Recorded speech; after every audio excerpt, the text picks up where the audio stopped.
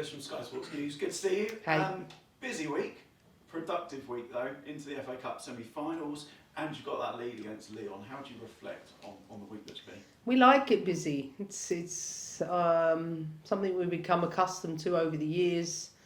I think the team does really well when it doesn't have too much turnaround time, especially with a squad of our size. You know, everybody gets to be involved, and that helps. And you know, the one game at a time approach is how we always manage it, and we're just ready for the next one.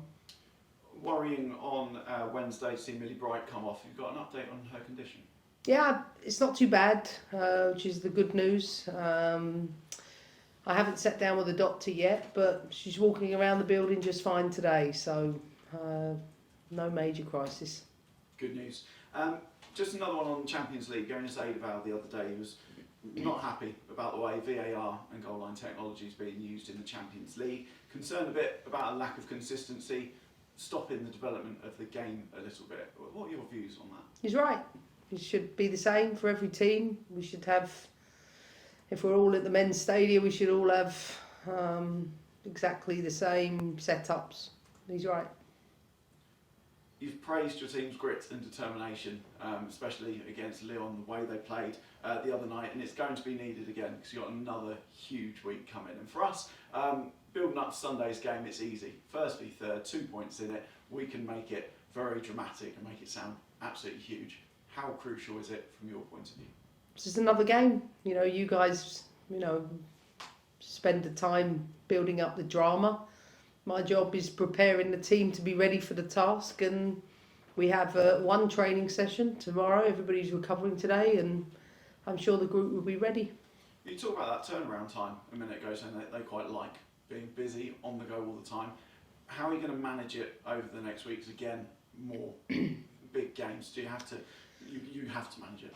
I can. I've got years of experience doing this. I've got an unbelievably brilliant staff team that are around the players, and a group that understand our culture and the way that we work, and the recovery protocols and the nutrition and sleep protocols that become so central to recovery. As I said before, we're so used to being in this position. Are you expecting it to be a week where you are really utilising the squad? I don't pick a team beyond the next game. I have an idea of what I want to do on Sunday, and that's all I'm preparing for at this moment. What do you see Manchester City's biggest dangers being? I mean, it's clear they've been a threat, particularly wide areas. Bunny Shaw's had an unbelievable season. With Hemp and Kelly, tremendous players. Hasegawa, their midfield as a whole has been excellent. They're a team that I think had a really, really good run after their early season losses, and they've got world-class international players that are, capable of hurting any team, and we respect them as a team. And equally, it's about how we present ourselves to them on Sunday. And I know I've got a dressing room that just look forward to games like this, and we'll certainly approach the game in that manner. And a great weekend for the WSL again, with the men's international break, a chance to really showcase the league. And hopefully get a big crowd in. Yeah, Women's Football Weekend is, I think, becoming a staple on the calendar, and to think so many games are being played across the country, able to be accessed by football fans up and down.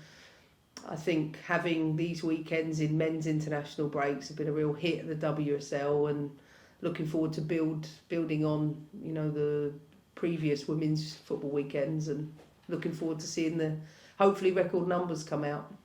Talking of records, big night for English football last night with Harry Kane and what he did. How special an achievement was that? Yeah, I mean, Harry Kane is unbelievable in every way, shape or form. I love to watch him play, and know that's a proud moment for his family, him and his football club. And as England know, don't need me to tell them that. He's a prized asset that has delivered, year on year for England, and very happy for him last night. Just a final one from me. It looks like it's all going to be all change at Bayern Munich, and a former colleague of yours, Thomas Tuchel, could well be their new manager very soon. What sort of character will they be getting if that does happen? I don't know, maybe ask somebody else who's worked with him. I don't know Tommy in that way, but I know my time being here, he was always, good company to be around. Thanks for your time. Welcome. Lovely stuff. Thanks, Lewis. Come across to Ruben at PA, please. Hi Emma, how are you? Hey, how are you? I'm good, thanks. I spoke to Mark Skinner last week ahead of United against Lewis in the FA Cup, and the general impression he was giving off to me was that he felt like maybe from a performance standpoint his team was a little bit hard done by against you, and that maybe on any other given occasion they would have got something from the game. Do you resonate with that a little bit and think you need to go up a level? Or on the flip side, do you look at your performance and think you were compact and you showed the resilience of champions? I mean, listen, I'm in the business of getting results and winning games, and that's all I'm focused on. In the opposition dugout on Sunday will be Gareth Taylor. What do you make of his 2 or 3 years at City in terms of progressing that team?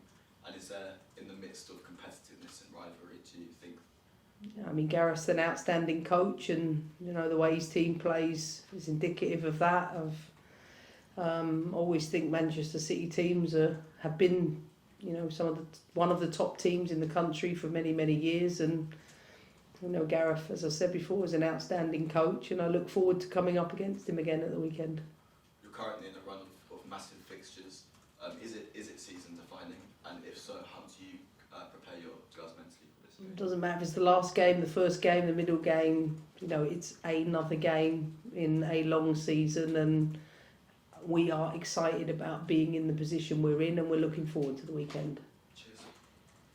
Thank you, Ruben. That concludes the broadcast sections. We'll move on to the written section now, please.